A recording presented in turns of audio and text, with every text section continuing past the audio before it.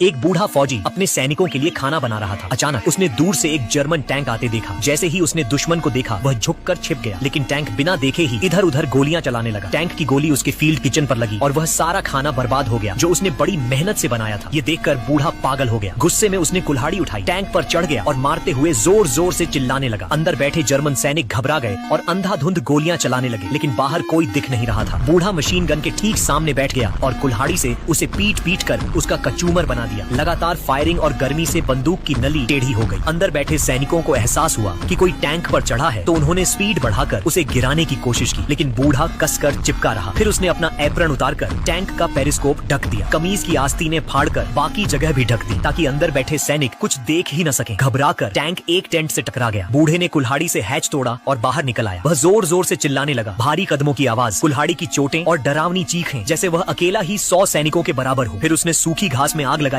और टैंक के अंदर फेंक दी। धुआं भर गया। जर्मन सैनिक डर गए, कोई रोने लगा, कोई हंसने। फिर बूढ़े ने टूटी फूटी जर्मन भाषा में चिल्लाकर कहा, एंटी टैंक ग्रेनेड लाओ अभी, ताकि टैंक उड़ा सके। यह सुनकर सैनिकों में और दहशत फैल गई। उन्होंने हैच खोला और हथियार नीचे गिरा दिए। बूढ़े ने बंदूक तानकर उन्हें बंदी बना लिया। जब वे पलटे तो हैरान रह गए, क्योंकि उनका दुश्मन कोई सिपाही नहीं, सिर्फ एक बूढ़ा रसोइया था जो सिर्फ खाना बनाता था, और वह भी अकेला था। बूढ़ा उनकी शक्लें देखकर जोर से हंस पड़ा। थोड़ी देर बाद सोवियत सैनिक लौटे। दूर से उन्होंने टैंक देखा और सोचा कि हमला हो गया है। वे जमीन पर लेटकर पोजीशन में आ गए, लेकिन जब कमांडर ने झांक कर देखा तो वहाँ सिर्फ वही रसोइया खड़ा था, बंदूक ताने हुए और चिल्ला रहा था, आओ भाइयों, खाना तैयार है। सब दंग रह गए जब उन्हें पता चला कि सिर्फ एक बूढ़े रसोइये ने बिना एक भी गोली चलाए एक टैंक और 4 जर्मन सैनिकों को पकड़ लिया है, तो उन्हें यकीन ही नहीं हुआ। और सबसे इम्पोर्टेंट बात, ये कोई कहानी नहीं, सच्ची घटना है।